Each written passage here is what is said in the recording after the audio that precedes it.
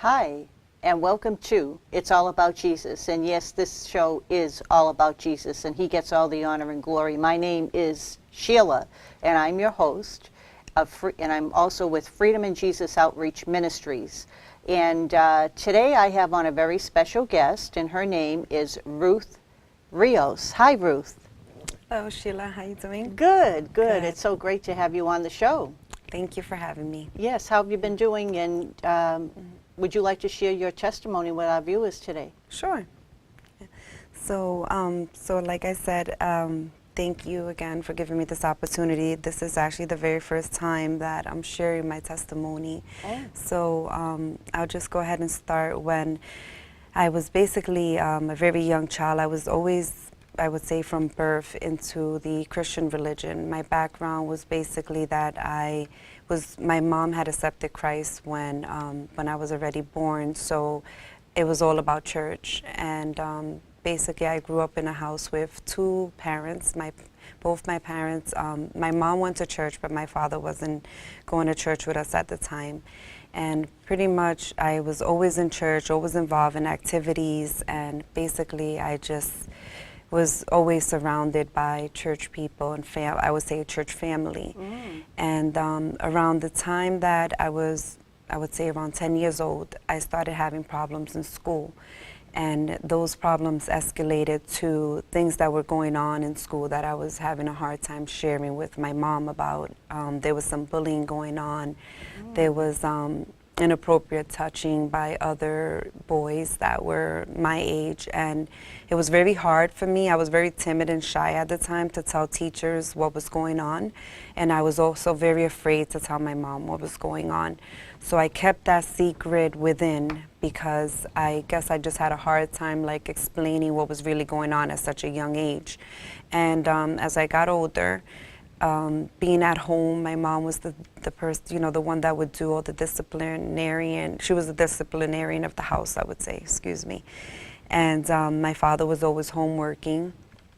And it was really hard as I started to feel like I was being raised in a single home.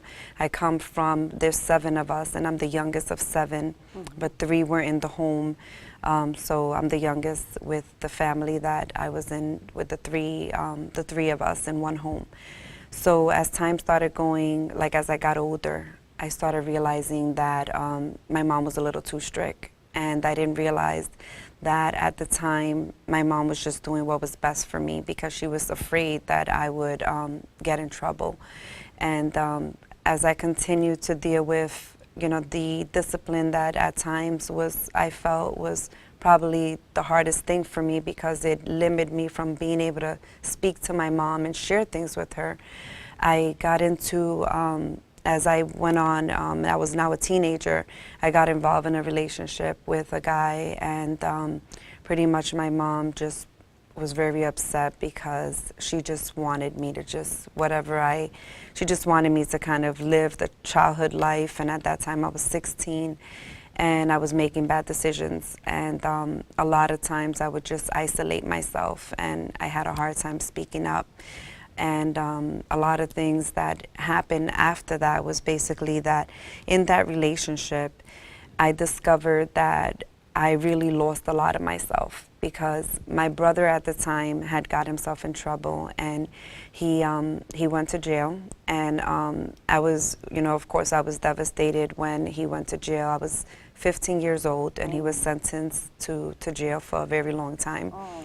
And that was when the home started there was a shifting that took place in the home. And my mom was very devastated as my brother was given a life sentence, and that's her only son. And at that time, I felt that my mom, the only way to deal with it was that she was very frustrated and very angry, and I started getting resentful towards my mom. And as I was a teenager, I found myself getting into a lot of confrontation with my mom that we're very similar. So there was a lot of times when I was very hurt, and it would hurt me more, words that were said. I truly believe that words hurt more than a physical action to me because they stood in my head, and they basically I would be reminded of these things.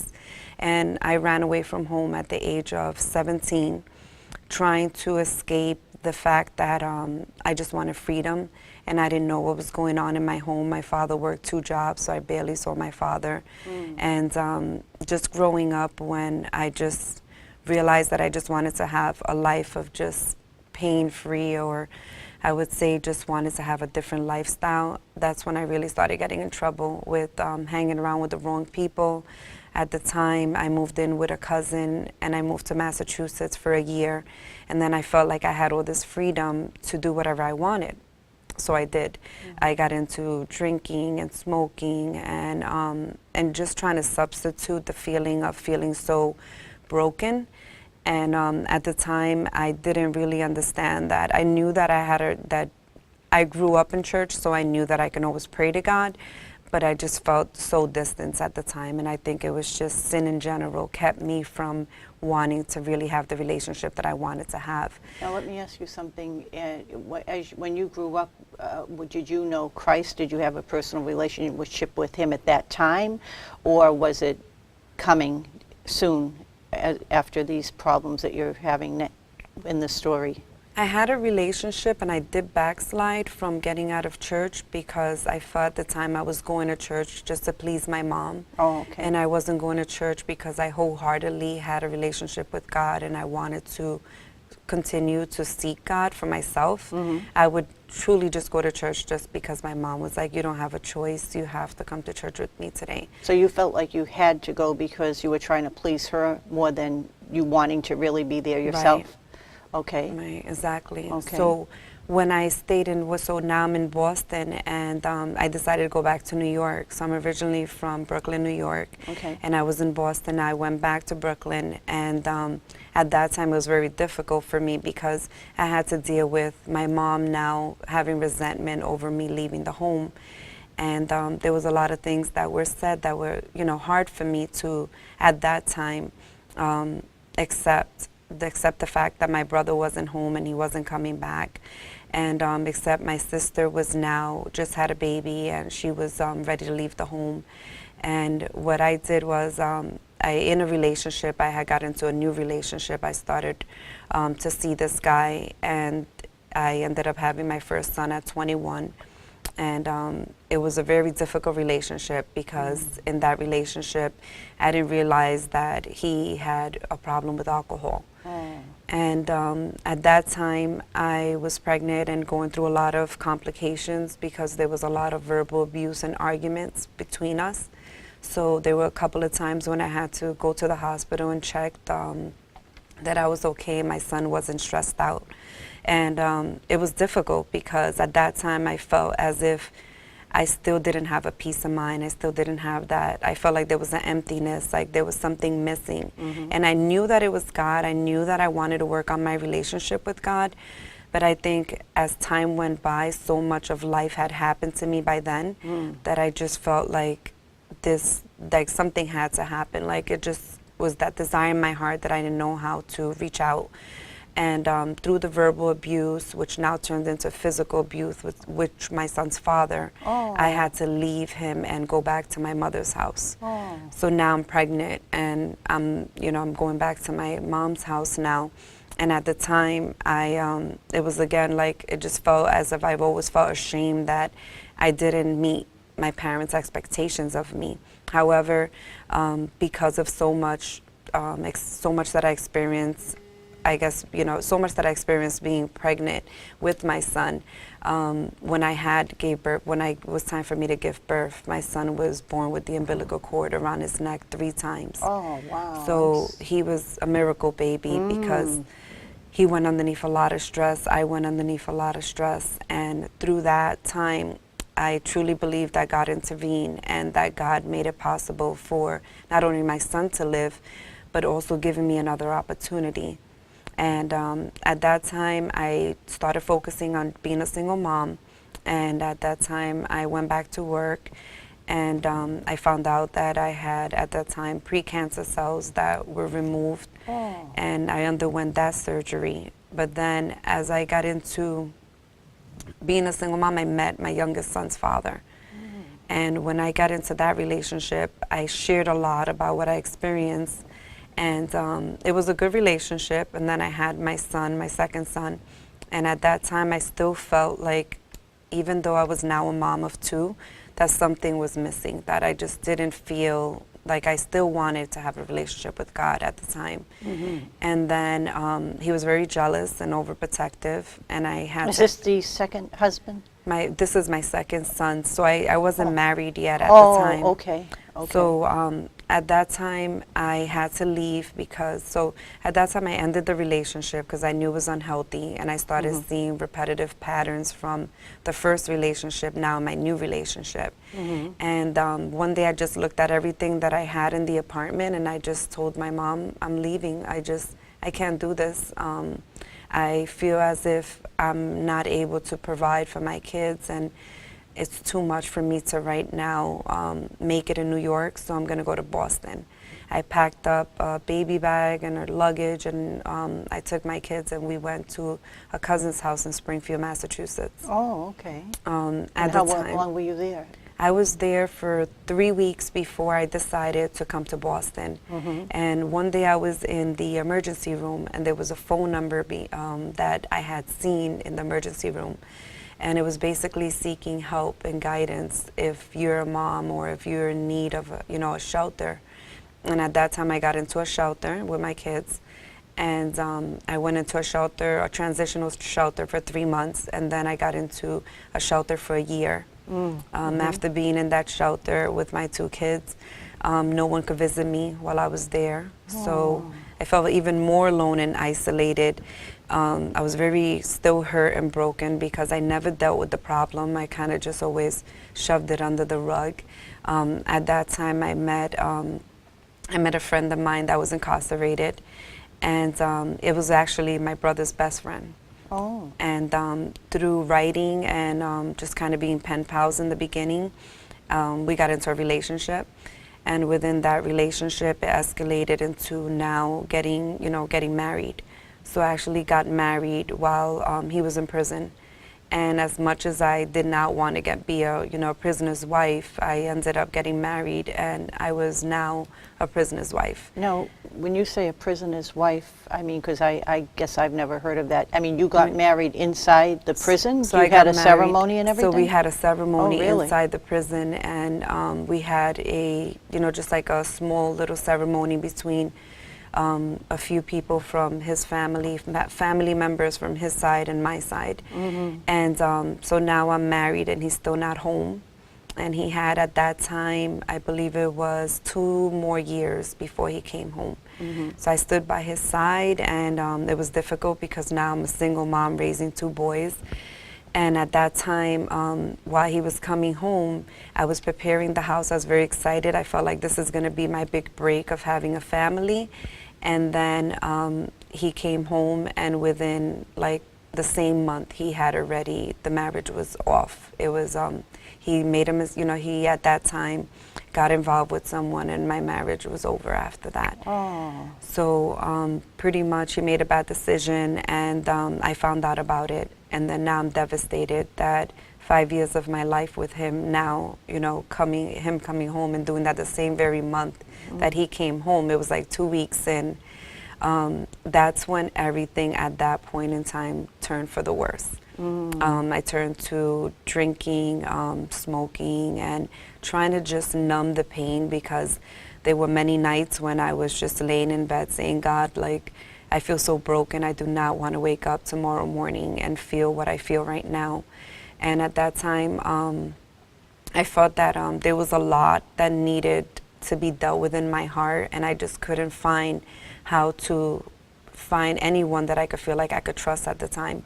So I carried on being a single mom and raising my 2 boys, and they were starting to get older now. So at that time, dealing with a divorce was very hard for not only my kids but myself as well. And I decided one night that I was going to pray and ask God to guide me and bring me to a church where I can just follow, go into a relationship with God. And what happened was that when I was at the shelter, I had met someone that told me about the church now that I still attend. And then I remember there was another time that my son's teacher had told me about, invited me to the church that I still attend now. And I said, you know what, Lord, I believe that this is the church you want me to go to. And then a next door neighbor moved into my next door neighbor invited me to the same church. And I said, this is the third time that someone invites me to this church. I believe that this is where you want me to go, Lord.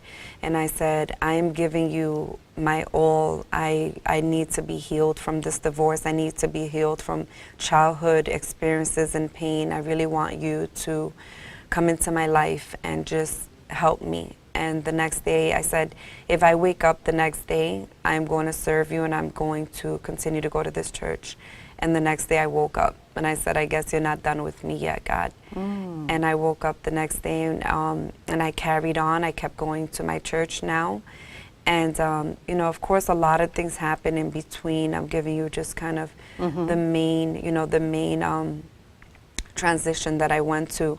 But one thing that I could say is that being a single mom now, my kid's father has not been in their life, and I have my youngest is 16 and the oldest is going to be 18 Saturday. So being that their father's not in their life right now, I've been a single mom all my life. So he hasn't contacted you or the children since he left? My oldest son's father has not, and the youngest one, I would say, less than like maybe 8 months just came into his life. My youngest son's father. Oh, okay. So it was difficult being a single mom. I think I wanted to make sure that I raised gentlemen, that they were raised in church all their life. They always been around our church family. And one thing that I realized that through them being involved in church is that God really gave me the knowledge that I needed when times were rough. And if it wasn't for God being in my life and having a really personal relationship with me, I don't know how I would have done it in this state, because I don't have family here. All my family's in New York. So there were many times when I was my own emergency contact. Many nights when they were sick, and I lost a couple of not only sleepless nights but also jobs, because when they were sick I couldn't go into work the next day. So I would lose the opportunity of going back to that job and trying to make ends meet. At the same time, I dealt with a lot of hardship.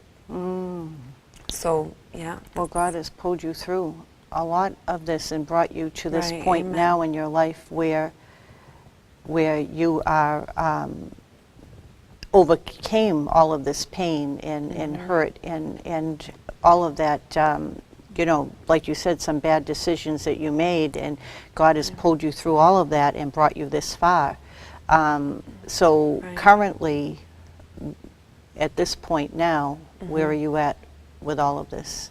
So now my boys are bigger. Of course, now I feel like they take, like all this time that I invested in raising my children and teaching them to be gentlemen, I'm actually reaping the benefits. Because just when I thought it was hard, at that time actually they're taking care of me now.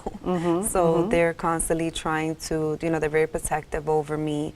And I'm thankful for that, because there's times when I'm not feeling good and they literally like do everything they can to make me comfortable, and I'm thankful for that. And I want to be able to, of course this is the first time I'm sharing my experience, but I want to be able to share more and be able to share more with women about more in depth of what I've experienced with this journey that I've been on these last couple of years. I also want to be able to, like right now I'm attending a women's Bible study through a friend of mine. We're working on a Bible study once a week, and I want to be able to go on. I right now have social media as another way to share my testimony, but I want to start sharing more of, I want to start studying the Bible more so that I can start taking messages and just sharing it with anyone that is willing to, of course, tune in and hear that live. So. Well, this could be the beginning of an open door for you to do that, because, Right. Using the media as well is a great way to spread the message, and you do have quite a story of what it was like to be a woman with children alone and abused and so forth, that so many out there, I'm sure too, are experiencing this type of thing, and it's very sad. Right. Very, very sad. I'm sorry to hear that you went through all that. Right. Thank you. Yes, Thank you. but I thank God that He's kept you and that He's brought you this far, and that you did surrender to Him, Right. because you know that He's the only one that really can help. Right.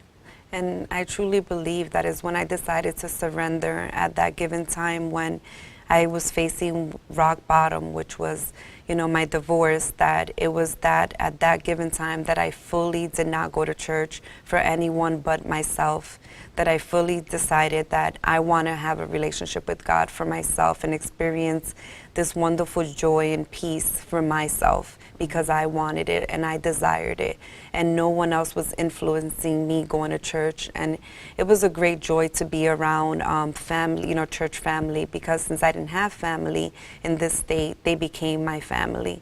And it's been a couple of years now I've been in the same church, and to see my kids know that they were also a part of this journey with me. We basically grew up together as being a young mom, and they know that I've been through a lot, but they're strong and we've overcome a lot. And I feel like it's also gave them a strength as well to be able to overcome things in life.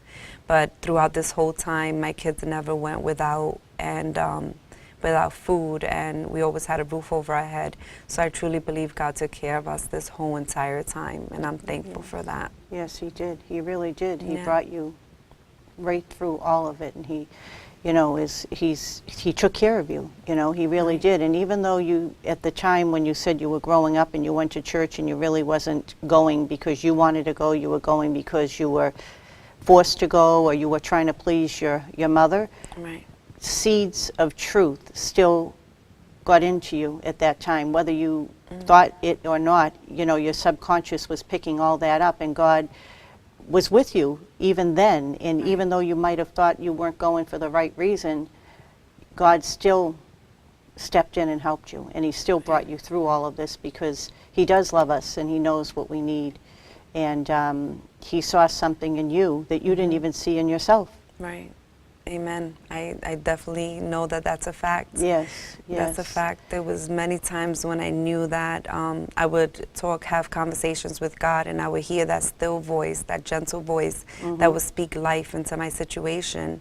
And one thing I do want to share with other women is that even though right now you're going to be experiencing probably one of the hardest times of your life, it doesn't mean that you're alone just because you don't see somebody in the physical. There was many times when I felt like I was alone, but then I knew I was not alone. And though I knew that I was, I could pray to God and ask Him to give me strength, there was times that at my hardest times I knew that it was God that got me through. And one thing I do want to start showing women now is just basically taking care of themselves, how important it is that even though you could be facing one of the hardest times of your life, I know from experience when I went through my divorce, there was just a time, for a very long time, I just wore black sunglasses, and I didn't want to put on makeup, and I didn't want to take care of myself. And I started to really feel worse about my situation. And then one day I said, you know what, I'm just going to throw on a little bit of makeup, and I'm just going to, kind of fix myself up. And I started throwing on a little bit of makeup and fixing my hair, and as soon as I started feeling like, okay, this feels good, and now I'm doing something for me. And I want to be able to teach women how to do that as well. Yes. That you don't have to dress how you feel, that there's other ways to go about it, and it feels good to do it. It feels good to take care of yourself and look pretty and treat yourself. Yes. Well, I really appreciate you sharing that message with me and with our viewers, because I'm sure there are a lot out there that can relate to you and your story.